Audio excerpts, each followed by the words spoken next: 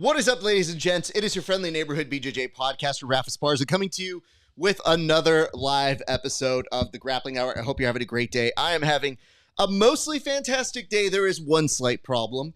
For whatever reason, we had done a test on Instagram and it was looking good. And then all of a sudden we went to go live and it said, nah, fam, we're not doing that. So other than that, in a pretty good mood. So what we're going to have to do is a lo-fi version of this show for the YouTube, but you guys don't have to worry about it. If you're watching this right now, you're watching the clean, the beautiful version of this. So you guys are going to get the nice stuff with all the graphics. Nonetheless, I put a question at the top of this show if you were watching the countdown, and it was to ask you, what exactly were your favorite moments, or what are you enjoying about, this whole scenario that we're seeing with UFC BJJ? And I see a few of you. I see this. Have a great day. I subbed. Thank you so much for that. I appreciate that.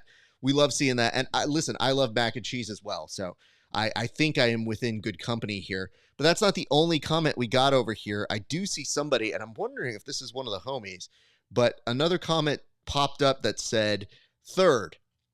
Eric De La Vega, yes, that is a third. Now, here's where I want to make sure this is a very important question we got. Is this a recording? No. Because how could I respond to you unless I come from the future? And I have news for you. If I have time travel technology, I'm not utilizing it for something as dumb as this. So, nonetheless, we have a lot to get to today. But first, I'm going to put myself over on the Instagram, and I want to hear, what have you guys been feeling about UFC BJJ so far? Have you enjoyed it? If so, what have you enjoyed? On today's episode, we're actually going to be reviewing the third episode. So we've already talked about episode 1, where Andrew Tackett made his triumphant advancement to the second round. We also saw the upset yesterday that was Isaac Doederlein. The one thing that we did caution, though, is, Keith is a dear friend on this show, and I love him dearly, but Isaac should not have been ranked 8th. And I was very surprised by that. Nonetheless, Isaac does move on to the second round, if not a little more exhausted for his efforts. And don't worry, been there myself, because I have rolled with Keith a couple times, and it is not the funnest. That dude is pretty good at jiu-jitsu, so it hurt a lot. Let's put it that way. To our friends joining us on Instagram, hello. Apologies. We thought we would have a much clearer version of this. It was supposed to be sending a signal. We did a test. It didn't work, but you can see me now. So say hello here. And if you don't hear my audio, just tell me that and I will fix it on that side. But to the rest of you yahoos, I hope that answers your question. I like that I got a response. Cool. Appreciate that. We're not trying to put on live shows that aren't. What's up, Sportswear UK? I'm sure you'll be a dear or sir or madam email a little bit later asking me if I want to print out some gear. I do not, but thank you for watching. Nonetheless, we have some business to get to, so why don't we go and start the show by getting straight to all of the things we wanted to talk about. This week, we saw the emergence of Cowboy Jared Leto, and one thing that kind of stuck out to me about Austin on this episode, I don't know if you can tell, but right off the top, right in this general region, a little bit of a mark. That dude had some cut, let's say that. Let's hope it's not ring herpes. What's up, Jiu-Jitsu memes? Good to see you, brother. Yeah, he had some face herpes there. But it's odd because I want to say when he weighed in, he didn't have that. So this is how you can tell the time continuum is all over the place on these episodes. So it is a little hard to play what's going on here. And one of the few things that you get to see is immediately at the beginning of episode 3, we see him off to the races, and he's already working on bottom, which if this is your episode, I think there has to be a rule that you have to be the one driving the action. You can't be a reactionary grappler. I say this myself as a reactionary grappler, so just putting that out there. And if you were wondering if Austin is good vibes, don't worry. Rerisson is here to tell you, yes, he is indeed good vibes. So we get that. And I think that's a good affirmation. And I have to say on this episode, seeing Rerisson be a little bit more of a coach, it is a little bit more fun because I haven't necessarily got a full sense of him as a coach yet. But nonetheless, one of the first things I really see is the emergence of a truly interesting character on the show, which is Austin's dog. Look at that little guy. That dude did not want to walk anymore, and he made his owner carry him. And listen, pro all that. So this dog, his Q rating is going to go through the roof. Big fan of this kid. We also find that when Austin gets bored, he goes to shoot things. Cool. Like, this is what I talk about when I say character development. This is true to him, but also entirely boring to watch. So, like, I don't care that he shoots guns. It also, just from a sports kind of perspective, it shows you, like, oh, hey, here's another interesting sport that he does when he's not doing the one that's not popular yet. So there is that. Didn't really care for what was happening there, but we move on to finding out more and more about him and what happens. And we see some background footage of him competing. And I have to be perfectly honest, you know, the long, luscious hair of Cowboy Jared Leto is nice. I think I prefer the mullet version. I think this mullet version is truer to his sense, at least for me, just from the few seconds I've been able to tell on this episode. But a very welcoming presence on the show. And, you know, we kind of get the sense he's an underdog. If anybody has ever paid attention to Davis Asari, you know that he is a problem on the mats. If you've seen him on the PGF, you knew that this dude sometimes would be undersized and people would still fear grappling with him. So just saying, he was up against a lot on this episode. What didn't help the matters at all were the fact that there was a runtime of 19 minutes, which probably was going to tell you this was not going to be a super long episode. But nonetheless, this is very heavy in the first few seconds, and Austin tells you, you know, he loves being from Texas. That's why he wears a hat, in case you were confused. His name is Austin, so his family must very much love Texas. And yeah, there's not a ton that happens that is surprising here, but we get a little bit of background narration on him. I have some questions for you guys, though. Did you know that it is important to have a family dinner? Now, why is this important for us? Well, I was told on the previous episode, or led to believe, that only Italians do this. Turns out other families do this too, which is kind of wild. In this particular setting, for Rerisson, it is important for him to have a family team dinner, and I think it is kind of cool. I think it is important that the teams get to know each other better, and they do that. And from that perspective, I'm very happy to see that they have this moment of extrapolating, at least getting to know each other. But one thing really struck me, and I want to keep this photo on here.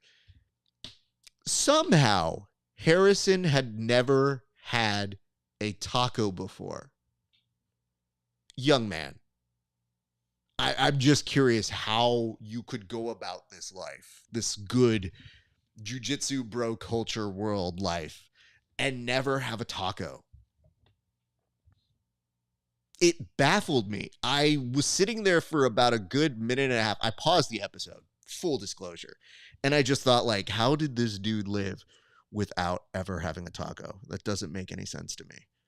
And it definitely made me question if I trust this guy. Like, can you really truly trust a guy who's never had a taco before? I digress. What's up, Marty? Thank you for following me. Marty, Star Wars 3928. Appreciate you giving the love here. Thank you for watching. If you do like it, hearts, likes, comments, all that good stuff. I do see a note here before I move on, at least in regards to Austin, and or as we're calling him, Cowboy Jared Leto. And this is a note from Brian that says, Ordine is a gamer, though. Bro's been at every IBJJF Open for the past 5 years. That's cool. It's not to say that he doesn't deserve the slot. I'm not sure about his 6th seed placement. And I think it's a rough draw to get Davis Asari for any of us. So I think in those two regards, I was a little bit weary of his odds or his chances. Having said that, let's go back to the most appealing part of him. Look at this dog. That's an adorable dog. Literally, this is the smartest thing you can do in the UFC. If you have pets, show them. It makes absolutely no sense to have a pet and not show them in the UFC. It's an easy way to like a fighter. And even if you're the most abhorrent heel in there, if you have a pet, it's a pretty good way of being like, this guy's not so bad. So, nonetheless, it was very interesting to see the team come together. And this is something that threw me off. So it says on there that they're going back to the UFC BJJ house. Sure, fine, no problem. But why is Rerisson welcoming the team into the house as if it's his? Mikey, I could understand if he's welcoming people to his house. To my knowledge, I don't think Rerisson lives there, and if he did, he sure as hell didn't invite them to his house. Unless the UFC BJJ house is his house, which I very much doubt.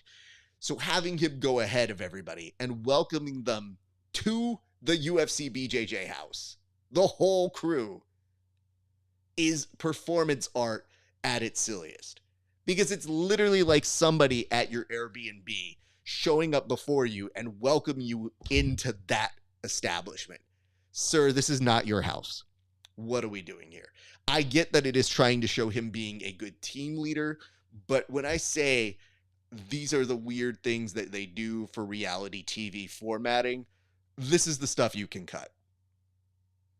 Legitimately, this is the silly stuff that is the fluff, and it's part of the reason why I still make my case. I think UFC BJJ is better suited for, honestly, the Dana White's Contender Series. So there you have that. But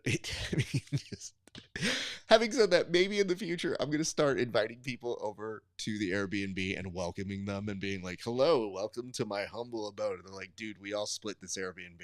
You can't welcome me here. But like, I just did. Power move. Power move. Nonetheless, you're trying to establish that he's the coach. He's in charge. And something happens that helps that. Better than that storyline. We could have cut that part out. Instead, we got the gaming of arm wrestling. Yes, turns out he is Rerisson, brought to this team for his great wrestling.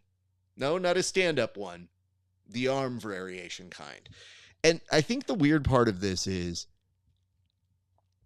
there's kind of a moment here where he shows that, yeah, he's a smaller guy. How does this pick up? Who challenges who? I want to know who from the cast started this or who from the production team was like, I think you guys should arm wrestle. Who said that? You guys, yeah, definitely arm wrestle. What's happening? I was just, can anybody arm wrestle? It'd be really cool if somebody did. Anyway, I'm going to step behind this camera again. It's the weird parts that it's hard for me to understand. A lot of these guys are hyper competitive. They find dumb stuff to do. Playing basketball, I kind of believe. Arm wrestling is, how boring did the conversation get? Unless I know who initiated it, and we didn't get that information. So we just see it there. But I think the interesting thing about that as a storyline is that you get this sense from the dudes afterwards when they realize like, oh, I shouldn't have picked on this littler dude, which by the way, kind of a power move from the bigger dudes that really blew up in their face when they go, oh, I can punk this dude. Let me arm wrestle. Oh shit, he's stronger than me. Damn. So it's like all of them saying, don't judge a book by its cover.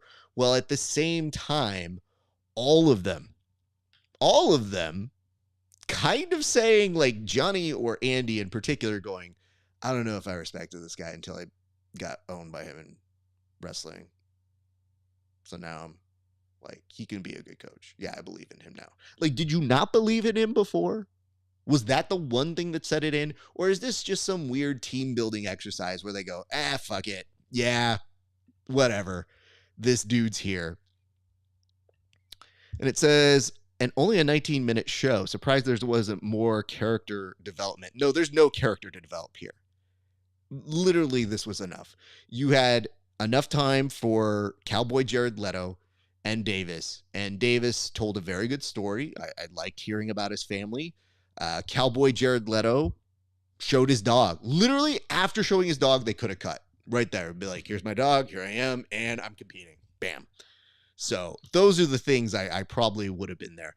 I think the tough part is I don't want to speak for the editors. I know they had to do a lot of work in a short amount of time, but did these editors get bored by us? I'm wondering if that's the case. I know they have to sift through a lot of discussion, a lot of things.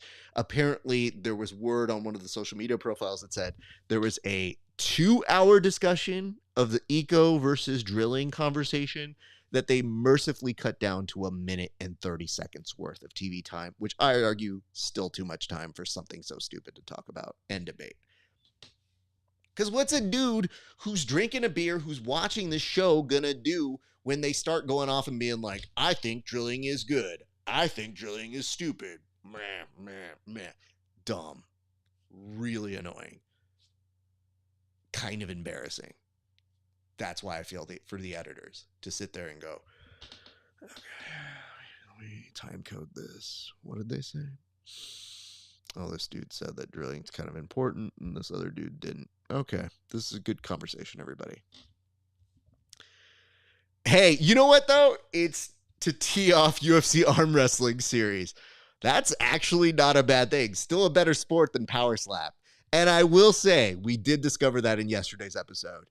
UFC BJJ, there's not a ton we can say we do better than everything else, but I bet you we can say with certainty, better than power slap.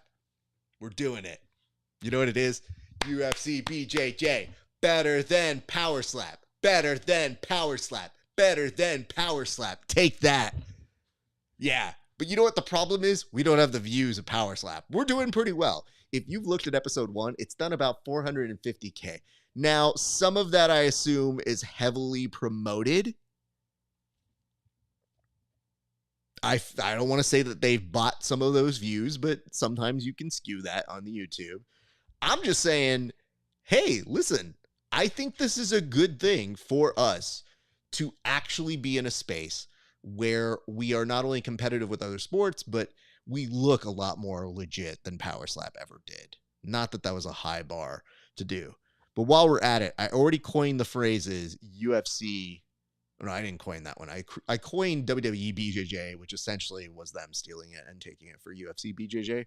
So I wonder if UFC arm wrestling, UFC over the top, did it. You're welcome. God, I'm so good at this. Did it. Done. Sign the check. Send me some tickets, Dana. Let's move on, shall we?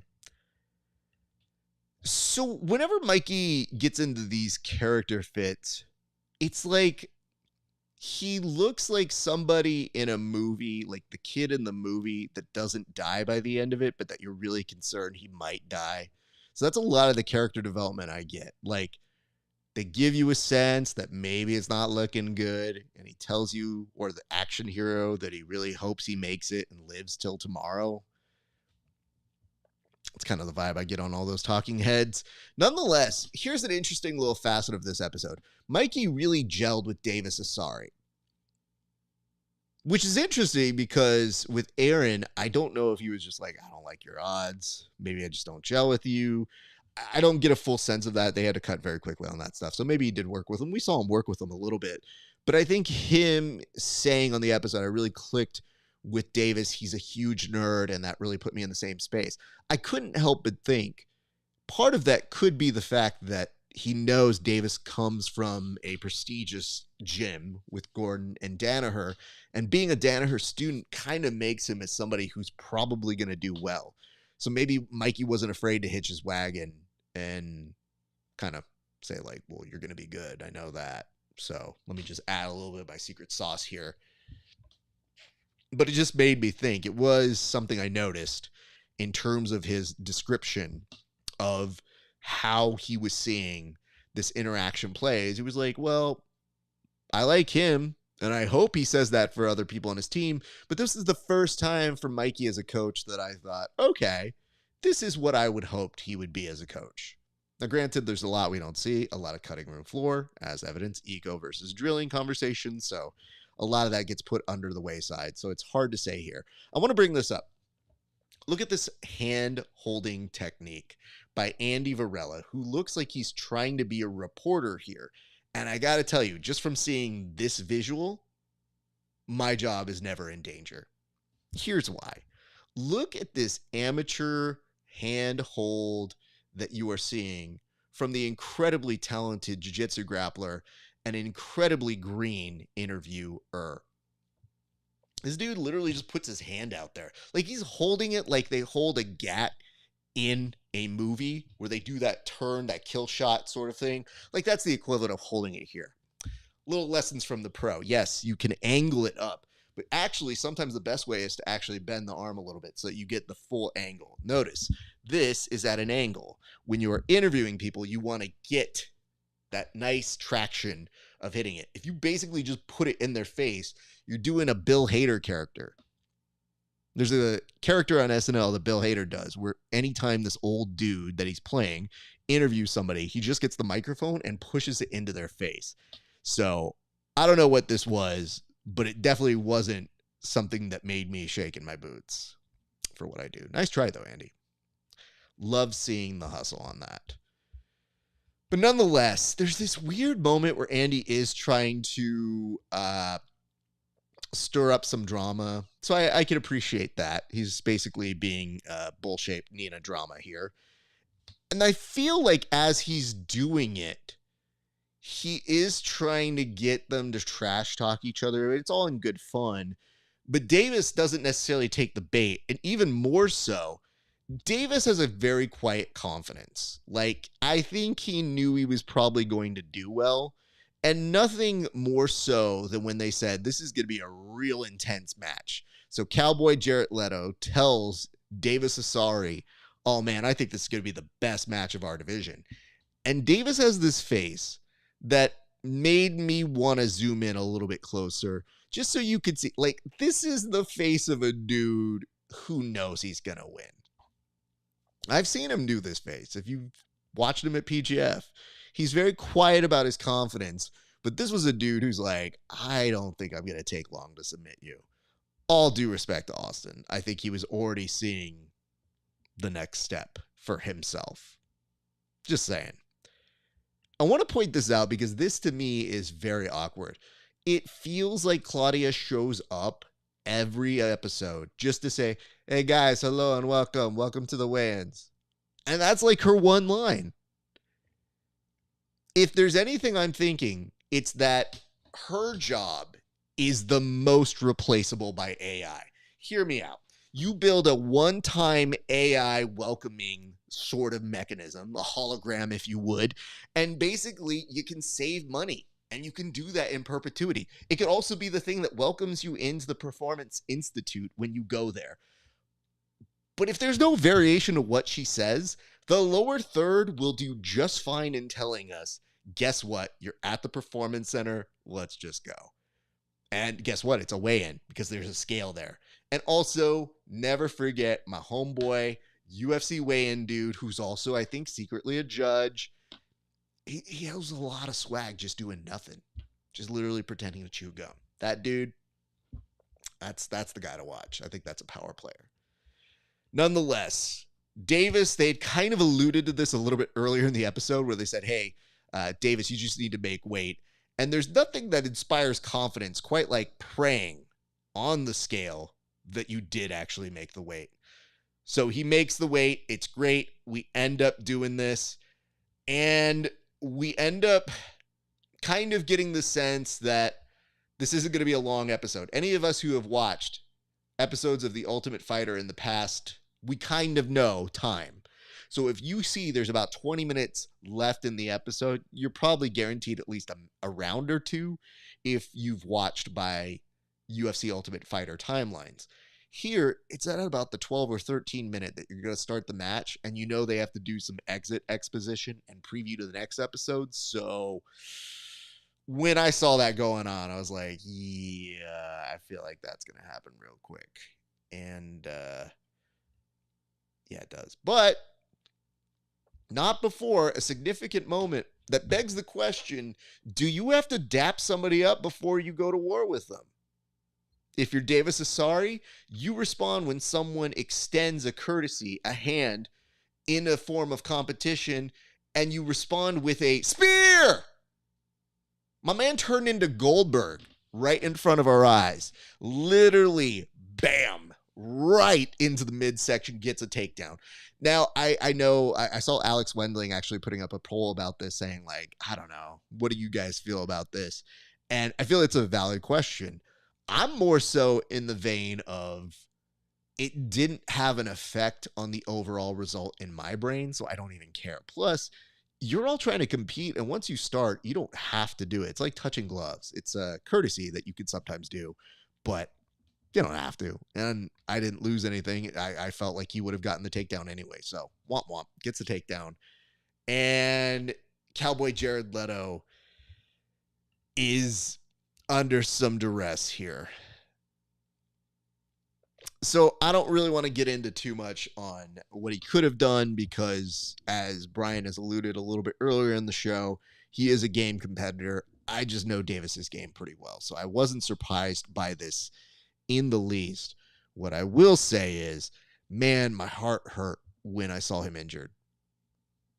Because as much as this is characters on a show, for me, getting hurt and knowing like it's not the UFC Ultimate Fighter timeline where they might have shot it 6 months ago and now they're back up and walking. You knew that this was filmed more recently. So I'm hoping he's okay. On the episode, you see him on crutches, but this was one of those moments that I thought I didn't truly love, this reaction face that he had when they were just barely putting some pressure on the foot. You know, Austin, I wish you the best. You have an excellent dog. You seem like a good guy. That part hurt. I didn't love seeing that. But it is part of the game.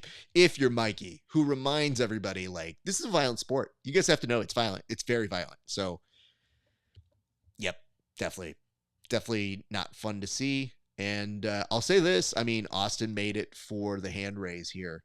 So that's pretty commendable to make sure you can give your opponent their moment, because you also know that Davis, like you, were waiting to have this happen forever, and you did make it happen. So congrats to you guys.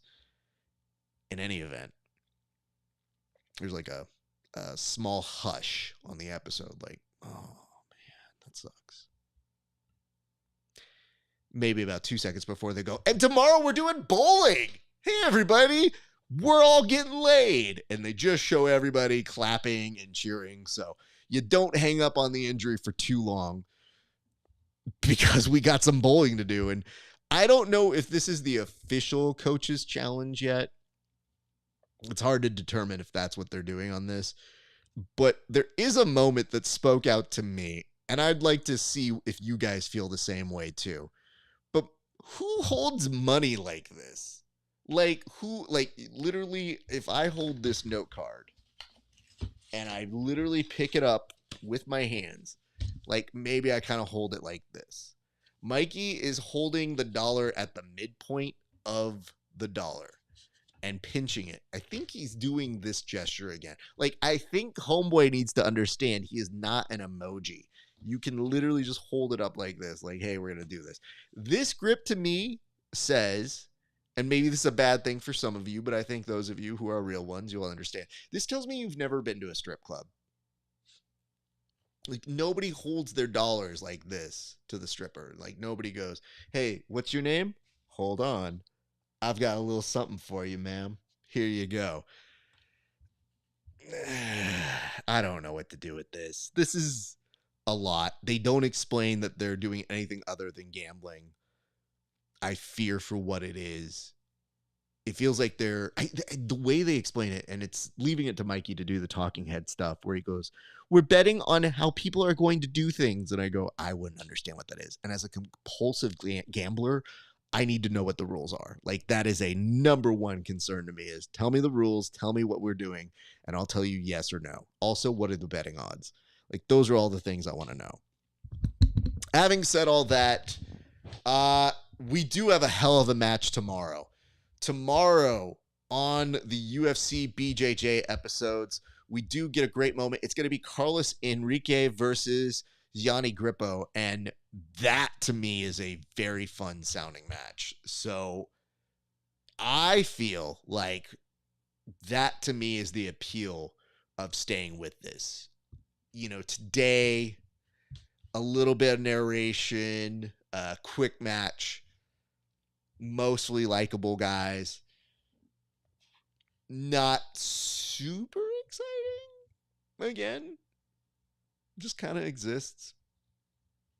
The nice part is they're mercifully keeping all the bullshit to like 2 minutes. But yesterday's episode felt so nice because it was a good match, good back and forth, and at the very least, it went quickly. I see here from PR, who is making a declarative statement, Grippo for the win. I don't know, man. I think so.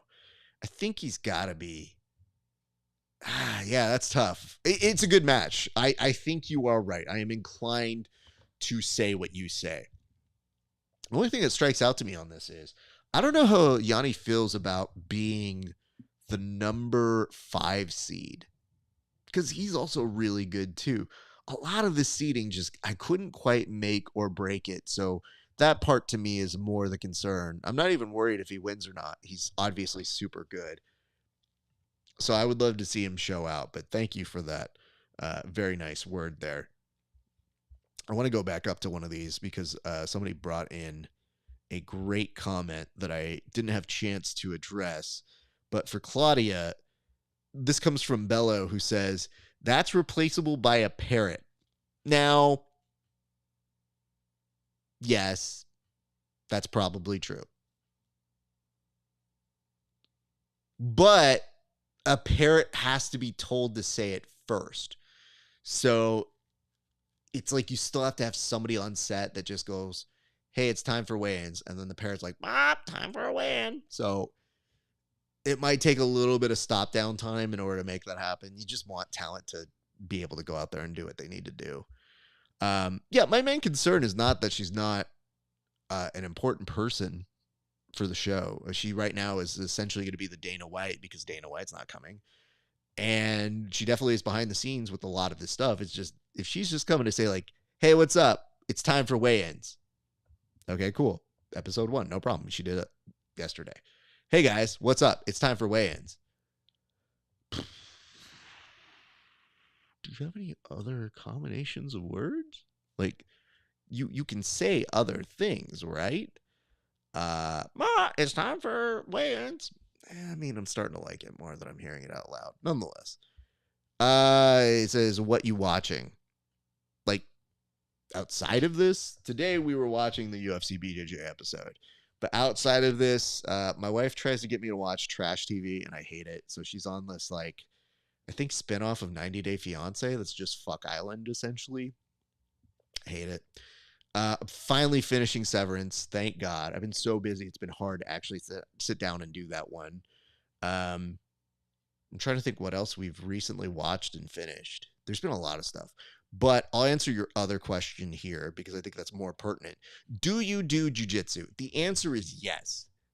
Do I do it well? Up for debate.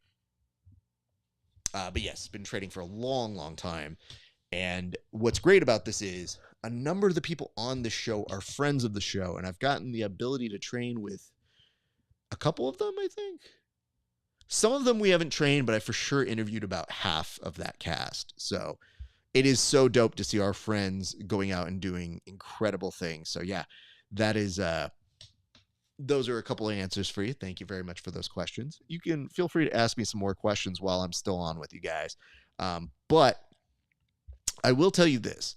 The thing I have seen in these 3 episodes now is it's just been really interesting to see them progress on a few things. Yes, we're getting good views. I think that's been really good. But I want to go back and address 2 small things that I've seen in the show. One, they keep calling this apparatus the octagon. And for me, an octagon that I've become accustomed to is a cage. Like, I thought we were supposed to call this an octabowl. I call it a taco bowl. I'm not changing on that.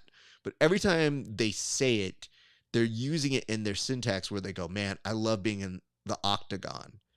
And I go, man, just because UFC has been so ingrained in our brains, when I hear somebody say they're going to go in the octagon, it's to fight. So this is a problem that the UFC caused, that I'm trying to manage with my own thoughts and expectations. Also, who knew that Cowboy Jared Leto was related to Carlos Enrique? It starts to kind of bring into question, like, were they trying to save costs on the travel? Because I read somewhere that Kayvon, I don't know if I'm saying his name right. My apologies. I thought it's Kayvon, I don't know. Kayvan. Dude who makes the memes. I heard he was a friend of Gianni Grippo's, and that Gianni probably leveraged the show to get him on, because a lot of people are wondering how he got on. And I can tell you he's got a great following, and I assume he's very good at jiu-jitsu. I've heard good things. Good enough to be on versus other people? I don't know. And a bigger question is, did they put him on the show to be a dunkable? A dunkable, as defined by the PGF, is sometimes you throw in people to get a highlight. Like, their job is, hey, it's all good if they do well, but we fully expect them to likely get highlight reeled so that we can get shareable content. So, I don't know. There is that. Ilya or Oliveira? Oh, man, this hurts. Mateo. Oh, man. Let me tell you this right now. I think Ilya looks like a champ. Like, he dresses like a champ. He acts like it. And I know some of you guys follow his antics. I don't really care for that. But when I've seen him make his public appearances, he looks good. And in that cage, my man is really dialed in. I think it's all his world. I love Chucky Olives. It hurts me that they're giving this match to him, because I feel like he's at a point in his life where this is not the match. I don't want to see this one.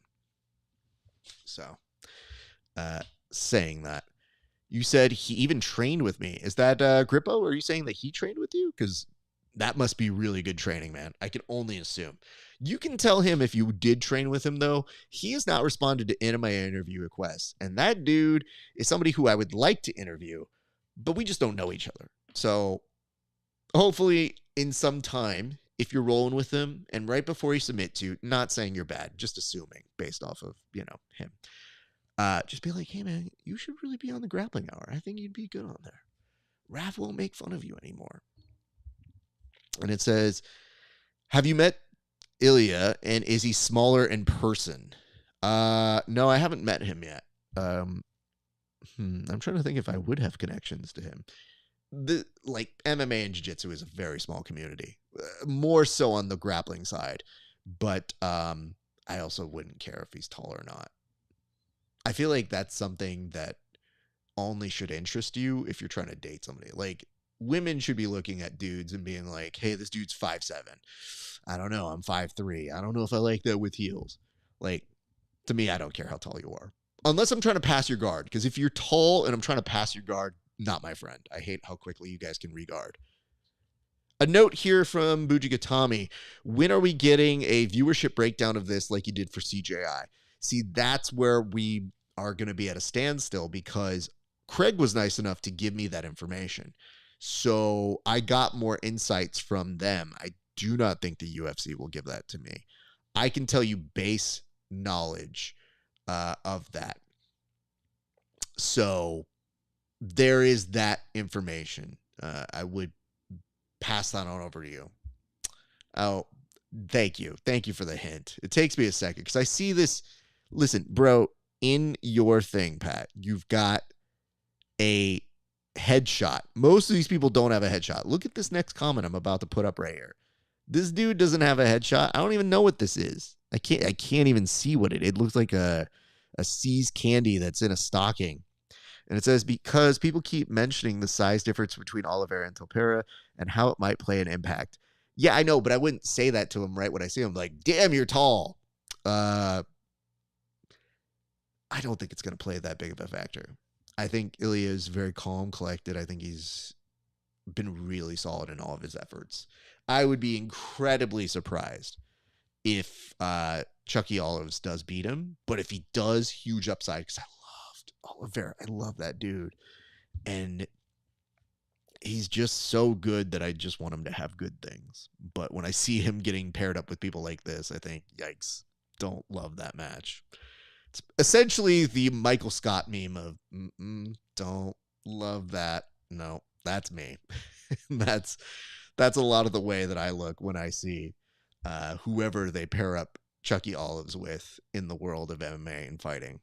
I just want him to have a good exit. Like, I'd love to see this dude do amazing things on his way out. So that is kind of my hope there. Nonetheless, you guys, I'm starting to circle to be finished here unless you have any last minute questions for me. But in the meantime, I have to tell you, tomorrow's match, very excited about. Been very excited to watch this show. And like I said, some of you have wondered, like, why are we going live every day? Well, I feel like the thing is, we've bitched about wanting this show for so long that now that we got it, I feel like I'm supposed to do this thing. It's just like, listen, you can't bitch about something you want, and then once they give it to you, go like, eh. So I'm showing up. This is my due diligence here. And it says, I hope Oliveira can win the belt again. You and me both, bud. There's a whole group of us that are huge Oliveira fans that would love to see something like that happen again. But I'm not sure if space, time, or fate will do that. Nonetheless, double checking the last of this. Yeah. You know what? I had a better way that I like to say that the nerds on the team. Let me pull up this photo again. I'll do this one just for marking down time and space. When these guys were doing the arm wrestling and they had a moment when they decided that they actually believed in him, the actual thing that I wrote out was, how silly are these nerds that they're like, I didn't believe in this guy until he could over the top me. Now I'm a believer. So like, that's where over the top came. That's how you know. UFC over the top, the arm wrestling competition. That's what we got to do. And yeah, I think for the most part, there's